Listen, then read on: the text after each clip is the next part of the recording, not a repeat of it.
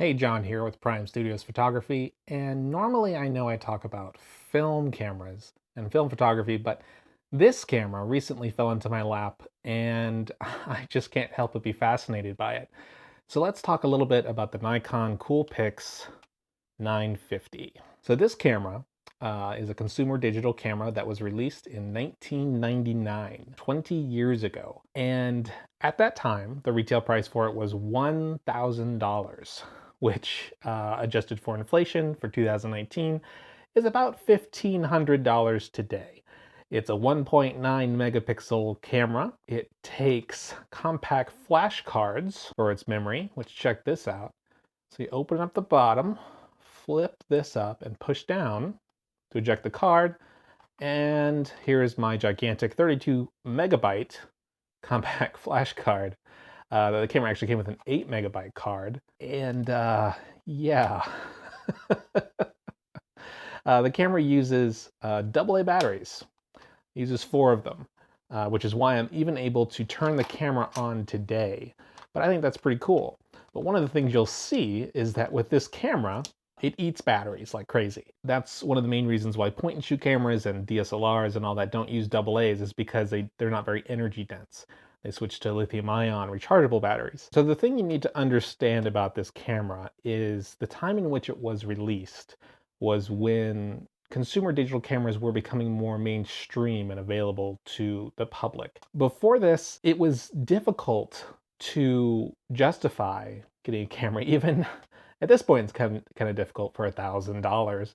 But you have to understand that the other option was a film camera. And so this, compared to a film camera, it's kind of amazing. First of all, it also was made during a time where the physical design of point and shoot cameras was not set. It was a whole new sort of territory. And so this swivel design, which is actually very comfortable and kind of intuitive to use, it seemed novel, but it works pretty well. And compared to what was available at the time, it's kind of cool. So here I'm going to turn the camera on. It has an A mode and an M mode, so automatic and manual, although technically you can't shoot in full manual. But if I put it on the automatic mode, it takes a second to pop up here. So to have a screen that, a live view screen like this was kind of insane, especially one with a swivel like this, because you could swivel it and look, I can see the ceiling, right? So, I mean, that's crazy. That's not a thing that was available in film cameras at all, ever. And the batteries just died. I've had it on for like 15 or 20 minutes playing around with it, and the batteries are dead. They're brand new batteries. So here's one of the issues of the camera. All right, let's replace the batteries. And these are just regular alkaline batteries. This is fun. So one of the ways you could save battery life is it has this monitor button.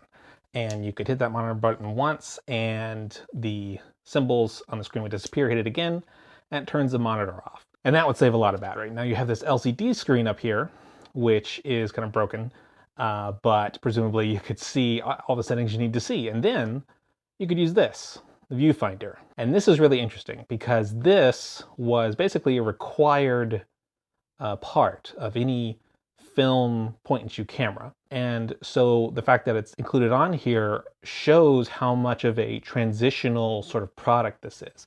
Because if you look at a point and shoot film camera from around that time, and this is just a Pentax 35 millimeter, it has a viewfinder.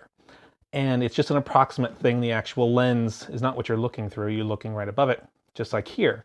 You're not looking through the actual lens. Not only that, you can see on this camera, it has 2 LEDs, one to confirm autofocus and one to show you that the flash has been charged, the capacitor is charged. And the way it works is you would put your eye up to this and you could see like a red or a blue or red or green LED turn on in your peripheral vision while your eye was up to the viewfinder. So it would tell you if you were actually locked on autofocus or not, or if the flash was charged. And it's the exact same thing with the Pentax camera. It has 2 LEDs on each side for the exact same thing. And also, comparing these 2 cameras, looking at the physical size, they're almost the same physical size. The Nikon's a little bit bigger, but Also, how the neck strap is attached. It's attached to one end of the camera, and that's where the neck strap on this one attaches. So you can see a lot of the same design elements were put into this digital camera because that's just how they were thinking at the time. You know, why wouldn't you put a viewfinder in a digital camera? They eat batteries like crazy. So one thing that's also pretty revolutionary about this kind of design for the time was that you could turn the camera back towards yourself and take your own photo, and you could see it live. That's crazy. You could never do that with a film camera and have that kind of accuracy. Also, the fact that it had 3x zoom is pretty cool. So this camera actually has quite a few features. Here I can turn the flash on, off, or switch on the red eye, but it has right here is a red eye reduction pre-flash light that would come on if you have the red eye turned on. It also does different modes in terms of focusing distance. So you can set it to be landscape, macro, and then also turn on a 10-second timer here. So in this camera, in order to see the photos that are on the camera, you could do it a couple ways. It came with what's called a serial cord, a serial port.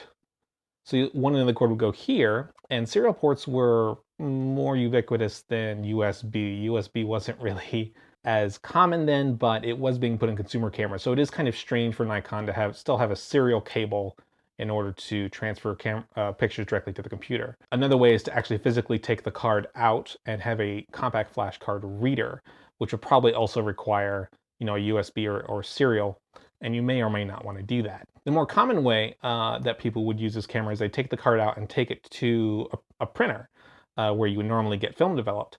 And they would have machines like they do today, kiosks, or you just give it to them and they would print the photos for you. So if you go to the play function, that's to review your photos. And here we have a beautiful self-portrait. And I know I look deranged, but keep in mind it says normal right there, normal. Okay, so normal refers to the actual resolution, and normal was less than 1.9 megapixels, which is kind of crazy. You can hit this button, and the way the zoom works is there's a wheel on the front here, and I can turn it, and it shows me the different segments that it's showing up here of that photo. If I hit it again, I'll zoom in even more.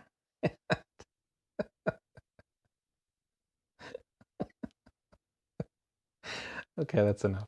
Now I can also hit this button just like on modern cameras, and I can see more photos all at once and then switch back, and then I can delete a photo if I want to, and I actually use the shutter button as the OK button.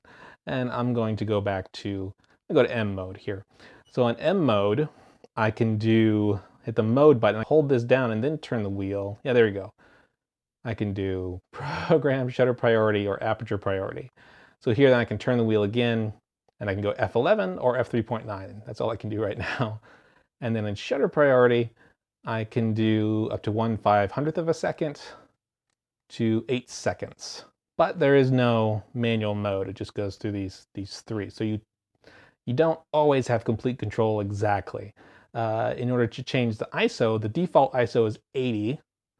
It's actually, you hold down this button, S, for ISO, and then you got to turn the wheel, and I can do 100 ISO, +1, which is 200 ISO, and then +2, which is 400 ISO. Another cool thing is it has a DC in, and it has a video out right here. So you could plug it into the wall to power it, and then you could use a VGA cable for your CRT television and plug it directly into there. And what's cool is on the play mode, it also has, if I go to the menu here, it has a slideshow feature. So you could plug it into your TV, and you have to plug into the wall because it'll like shut down because of the battery life. And you could actually hide images that are on the card and then run the slideshow. So you could run a custom slideshow on your TV to show friends and family all these photos you took on your new fancy digital camera. You can also do things like print set. So that's where you would go through the photos and say, okay, this specific photo, I want it to be a 4x6 and things like that. And then when you take it to the printer, they'll automatically know how to print it up. And the last thing I'll talk about on this camera is just the, it's got a diopter here for the viewfinder to adjust how clear it is. And then it's got this proprietary cable port for flash, for off-camera flash. So it has a built-in flash, which it can use. But if you want something more powerful, there's a specific one from Nikon that you can get and plug it in there and have a wire go off to a bigger off-camera flash. And it is actually automatic. It's technically not TTL or through the lens because it uses a flash sensor, or light sensor right here. But you can do quite a lot with this camera. And it feels pretty good. It feels pretty solid in the hands. So besides the horrible battery life, the Nikon Coolpix 950 was a pretty cool camera in its day. And it really should be for $1,000. But I hope you guys find this interesting. Let me know if you have any questions down below. Thanks.